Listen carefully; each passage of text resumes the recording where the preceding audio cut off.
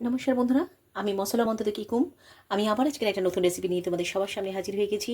সেটাই কী করে করছি সেটা তোমাদের সকলের সঙ্গে শেয়ার করছি। সেটার জন্য দেখো, আমি এখানে এক আটি পালং ধুয়ে রেখে দিয়েছি।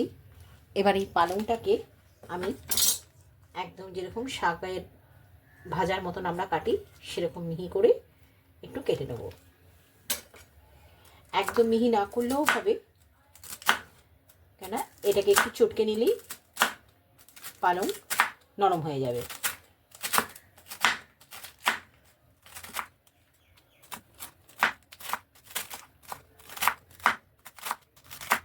আমাদের শাকটা পুরো কাটা হয়ে গেছে। কাঁচা লঙ্কা দিয়ে দেবো 4টে, আর আদা দিয়ে দেবো।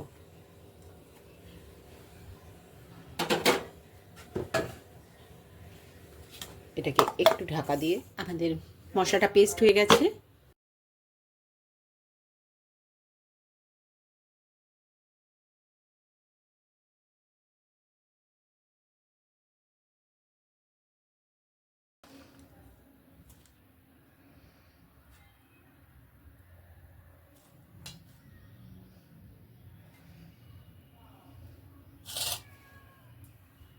শাকটা একটু হাত দিয়ে এইভাবে চটকে নেব, তাহলে একদম নরম হয়ে যাবে।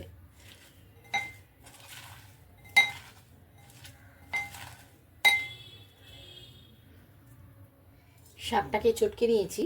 এবার এখানে একটা আলু সেদ্ধ করে রেখে দিয়েছিলাম, একদম একটু গ্রেট করে দিয়ে দেবো।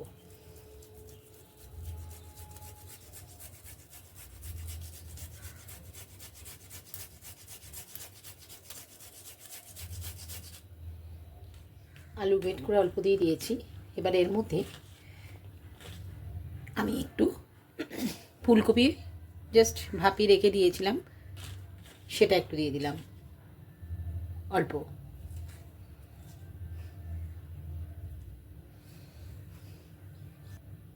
এবার 1 চামচ সুজি দিয়ে দিলাম।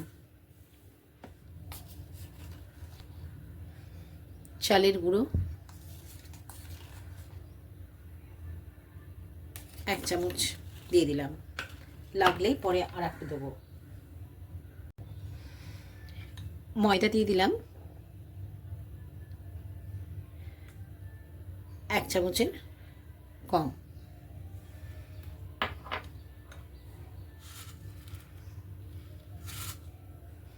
সামান্য কালো জিরে দিয়ে দিলাম।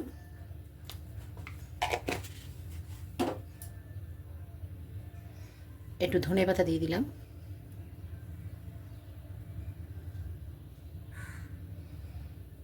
লঙ্কার গুঁড়ো, ঝালটা যে যেরকম খাবে সেরকম বুঝে দেবে।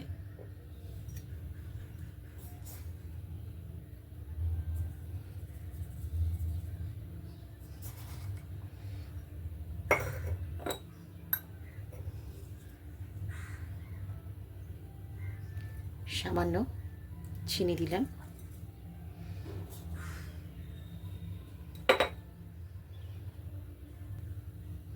সামান্য একটু হলুদ দিয়ে দিলাম।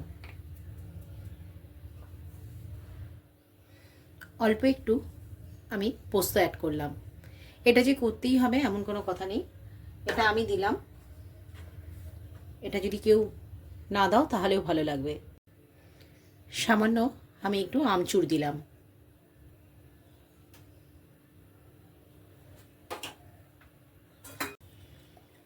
যেই মশলাটা আমরা পেস্ট করে রেখেছিলাম একটু দিয়ে দেবো, এর সঙ্গে অ্যাড করব।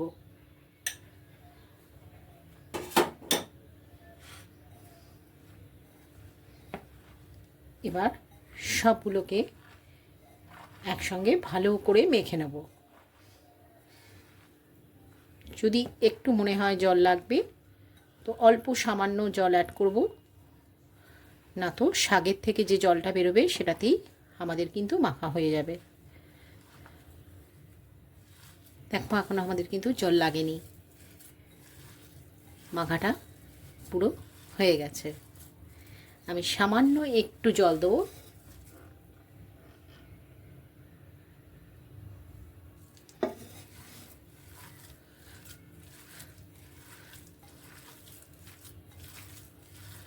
তারপরে বড়াটা ভাজবো। ওভেনে কড়া বসিয়ে দিয়েছি, তেলও দিয়ে দিয়েছি, তেল গরম হয়ে গেছে। এবারে ছোট ছোট করে যেরকম সাইজ দেবে দিতে পারো, কেউ বড় খেলে বড়ও দিতে পারো, কেউ ছোট খেলে ছোটও করতে পারো। এরকম করে করে ছেড়ে দিতে হবে।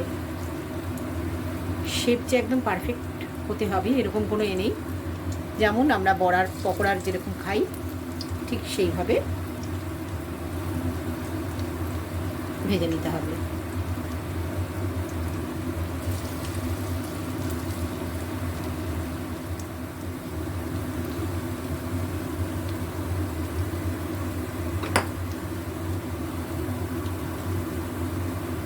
এইভাবে সব বড়াগুলোকে ভেজে নেব।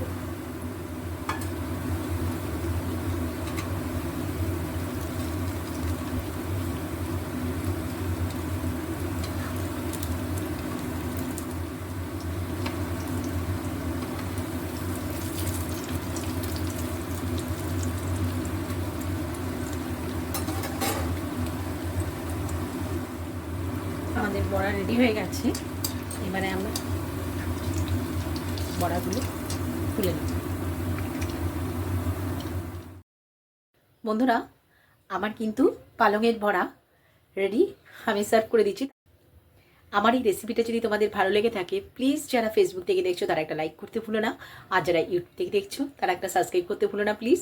আবারই এরকম একটা ইউনিক রেসিপি নিয়ে তোমাদের সবার সামনে হাজির হব নেক্সট ভিডিওয়ে। বাই বাই, সবাই ভালো থেকো, সুস্থ থেকো।